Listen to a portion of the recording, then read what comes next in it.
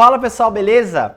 Rafael Rufato, CEO da Lead Energy, e hoje eu vou trazer para você um convidado de peso, nosso amigo aqui, sócio e investidor da Lead Energy, Jean Albino.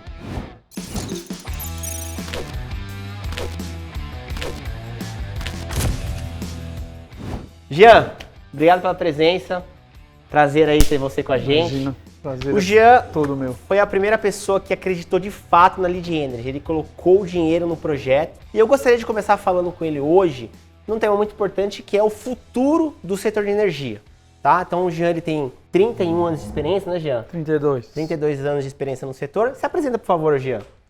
Bom, eu sou engenheiro eletricista, comecei minha carreira na Celesc em Florianópolis, eu sou de Santa Catarina, depois eu vim para São Paulo há 22 anos e desde então atuo no mercado de energia, primeiro como consultor, depois muitos anos na atual Câmara de Comercialização, depois em comercializadoras e tal. Atualmente estou na Light, Rio de Janeiro. Em paralelo, coloquei um pouco da minha poupança pessoal aí nesse projeto maravilhoso. Legal. Espero seja a minha aposentadoria. Com certeza. E eu gostaria de começar a nossa conversa com você, Jean, falando sobre o futuro do setor. Como você enxerga o futuro do setor? A gente está falando em abertura do mercado, livre de energia, falando da questão de solar que está crescendo bastante, geração distribuída. Conta um pouco para a gente do que você acha que vai acontecer daqui a 5, 10 anos. A verdade é que todo mundo vai ser atropelado pelos fatos. Em suma, é isso.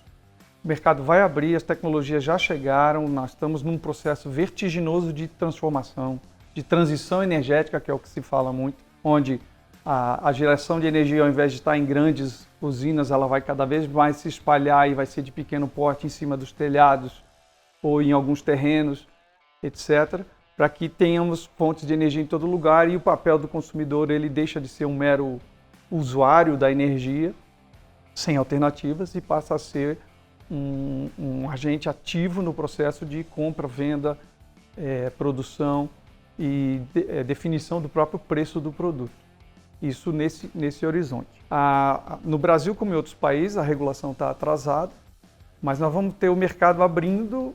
Isso vai fazer muita diferença, principalmente para os setores econômicos, né? Indústria e comércio. Esses vão, na sua busca por melhores preços e melhor competitividade, vão migrar, né? Já o pessoal de residências é mais restrito por causa da complexidade do assunto. Mas, de um modo geral, nós vamos ver uma migração forte nos setores econômicos e, no Brasil em particular, a GD vai tomar um vulto muito grande pela forma como ela foi regulamentada e tal, pelas possibilidades que hoje o consumidor tem de ter energia de origem solar distribuída, né? Isso vai crescer tanto quanto a migração.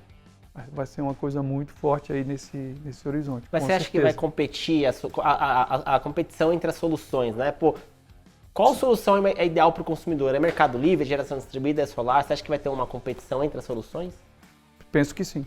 Isso é benéfico, né? Benéfico para o consumidor, com certeza. Depende um pouco de como as coisas vão ser regulamentadas, porque existem alguns custos dos quais o consumidor não se livra, né? Impostos, encargos, o transporte da energia, enfim. Mas dependendo de como for regulamentado, da forma como se vê as coisas hoje, eu vejo uma competição muito interessante entre o fornecedor de energia de geração solar distribuída e um fornecedor para o mercado livre varejo normal. Na verdade, o próprio investidor, o comercializador de varejo vai ter sua solução de solar. Difícil ele fugir disso.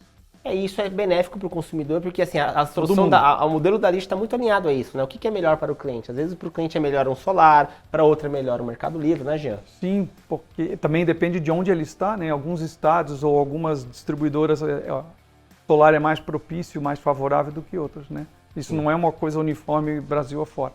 E você falou uma coisa muito importante, a regulação nossa é antiga. Por que você disse? Por que você acha que a nossa regulação é antiga? Será que é a mentalidade de quem está no poder para reconstruir a regulação? Qual que é o motivador? O motivador são muitas pressões de vários lados, né? Tem a pressão pela inovação, que ela vai acontecendo sem as pessoas controlarem, mas todo mundo que já tem uma posição boa no mercado hoje faz pressão para que as coisas não mudem ou mudem mais lentamente. Isso ocorre em todos os lugares.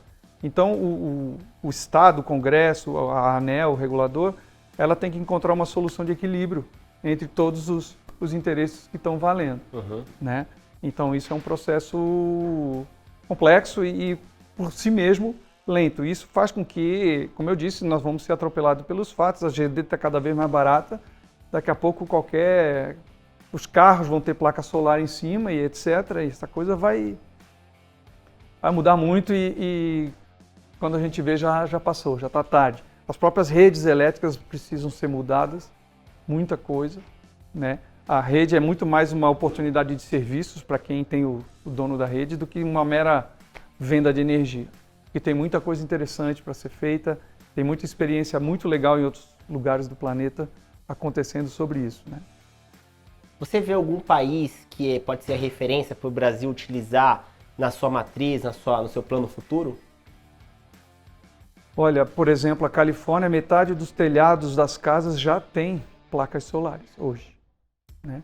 Tem as mesmas questões regulatórias do que aqui, que é quem paga pelo fio, se eu coloco energia na rede, eu fico isento de pagar o fio ou não por essa energia que eu coloquei, do meu telhado, que eu não estou usando, mas que eu estou produzindo.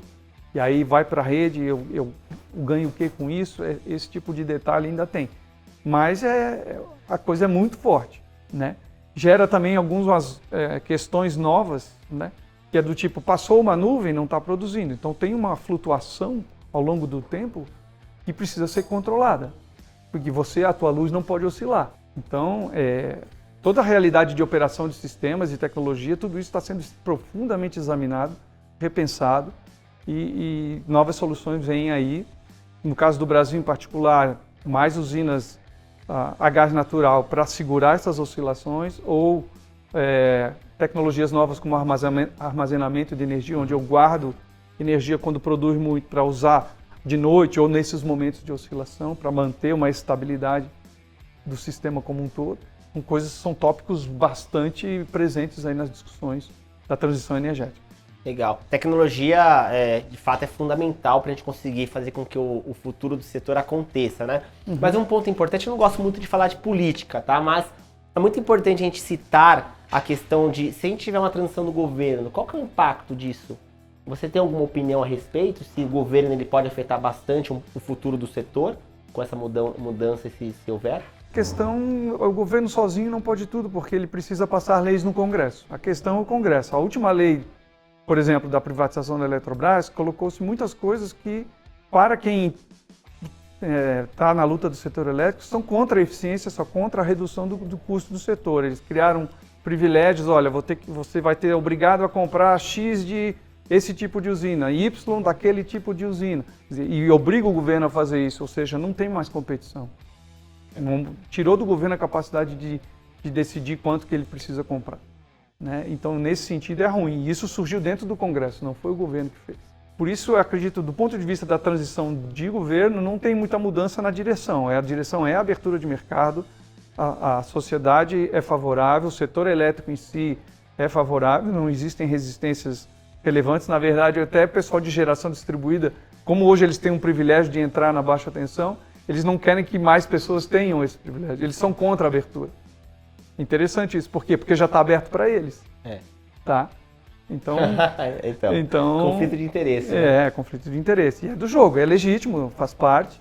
Então, do ponto de vista do Estado brasileiro, do Ministério de Minas e Energia, a diretriz é uma só. A velocidade disso ou os detalhes de como vão acontecer dependem exatamente da formatação disso no Congresso. Já tem um projeto de lei bastante bom que está lá, está com o relator, é um deputado que já foi ministro de Energia, foi muito bom ministro. Então, é uma pessoa que tem o trânsito e o conhecimento e a competência para fazer a tramitação ocorrer de uma forma que seja positiva para o setor elétrico do Brasil. Quer dizer, a mudança ela vai acontecer, né, Jean? Vai. Não tem essa, assim, de chegar e falar, não tem essa, vai acontecer. Vai. É que nem o Uber, né? O Uber entrou, que não ia rolar tal, mas rolou. Isso. É a celular, mesma lógica. Se a gente pensar o celular 20 anos atrás, 30, e como é hoje, a energia solar vai ser a mesma coisa. Tá? Eu espero estar vivo para ver. Porque é muito, tá jovem, é muito interessante. Eu fiz um estudo recente sobre essa questão da abertura, até por questões profissionais. E eu constatei nos mercados maduros que há uma decepção com a abertura. O pessoal esperava que muita gente fosse migrar, mas na verdade os percentuais são baixos, né? Principalmente o residencial. Mas considerando como eu disse, outras classes como comércio e indústria, aí o percentual é relevante, é interessante. Então, o Brasil, a meu ver, nessa caminhada rumo à abertura, vai ter tanto a questão da migração em si para o trocar de fornecedor, como a gente faz com a linha de celular, quanto para a geração distribuída, que é uma realidade do nosso país que tem muito sol. E assim, só para a gente concluir aqui essa conversa, é uma conversa rápida, tá, pessoal? O Jeane tem muito conhecimento, mas quis trazer para você um pouco de um resumo do que ele imagina com relação ao futuro do setor. Na sequência desse vídeo, a gente vai falar sobre o porquê que ele investiu na Lead Energy, tá? Então, a gente acredita muito, né, Jean, que olhando o futuro do setor, a Lead Energy está muito alinhado com esse objetivo final, tá? Então, se você tiver curiosidade para verificar o porquê o Jean investiu nesse negócio, se liga no outro vídeo. E, por favor, Jean, deixe sua mensagem final para quem está assistindo. É muito simples. Lead Energy, esse é o caminho. Curta, comenta e compartilha. Valeu!